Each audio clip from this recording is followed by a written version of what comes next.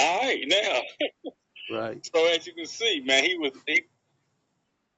I want to say laying the groundwork Right. for for a movement.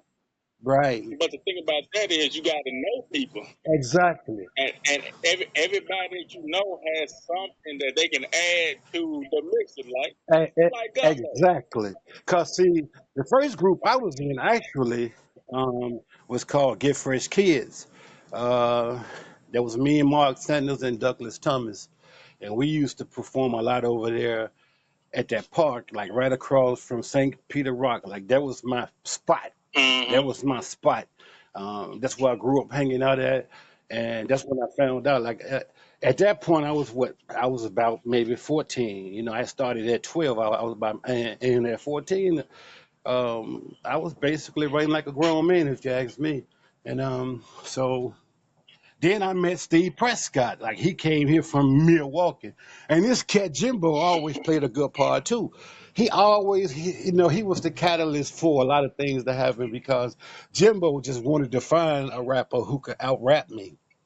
And he didn't like it that he couldn't find one. So every time, peace out, Jimbo. So every time a new rapper come to this town, Madhouse, all that, Steve will find them and say, look, I want you to go and get this nigga named Eda B and burn them up. You know, so but most of the people that he sent my way ended up being in the group with me. So when me and Steve Prescott joined together, he saw this one group and this other group, and we decided to make up the five MCs because Chuck and Scoop and Everway had something called the three MCs.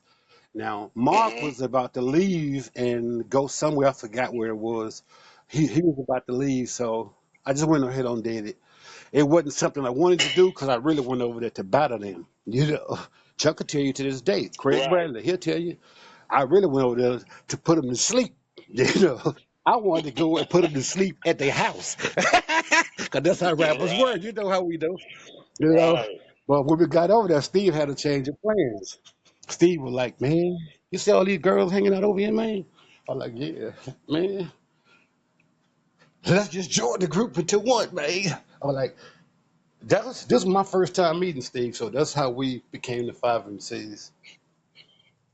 Man, because I like when I was younger, man, like when I heard the five MCs, Right, right. Remember man, this is the story of the five MCs? MCs. Yeah.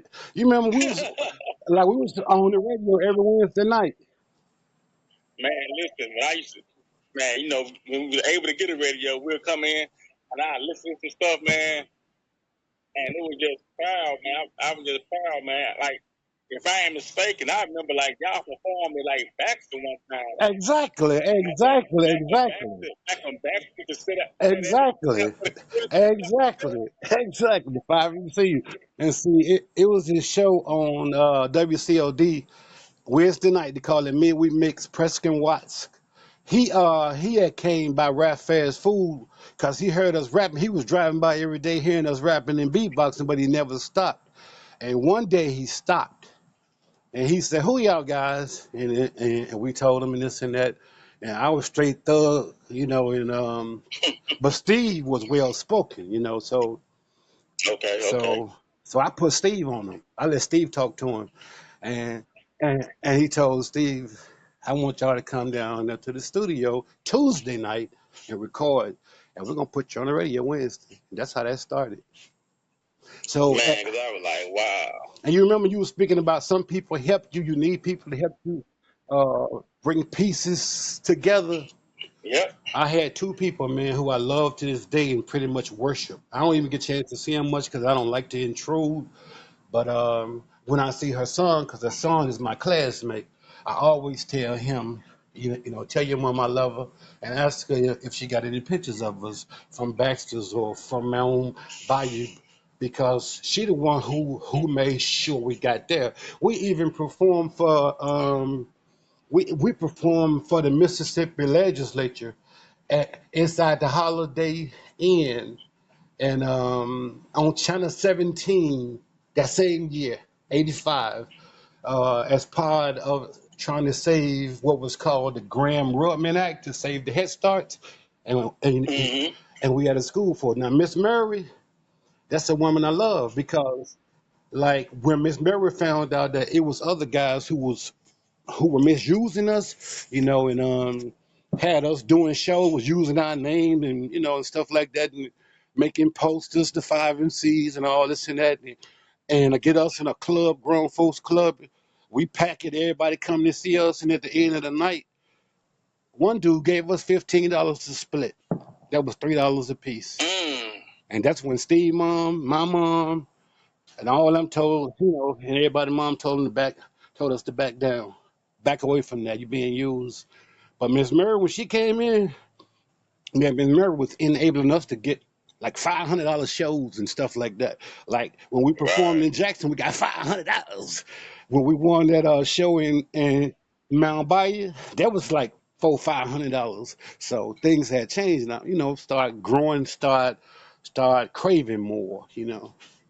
Yeah, Yeah. yeah, Well, everybody know about these stories. It's like a new edition story. right, They were doing all these shows and stuff like this, and then went home with some change and a scooter. right, exactly, exactly, exactly, Which it doesn't. Which it doesn't make sense right, because I'm of the mindset that if you know how this thing go, right, and if a lot of other people have been gypped, now that you got the knowledge, why would you also gyp me? right, right. See, that's the reason I can't do it. Um, like I can't be that person. I wasn't born to be that kind of person.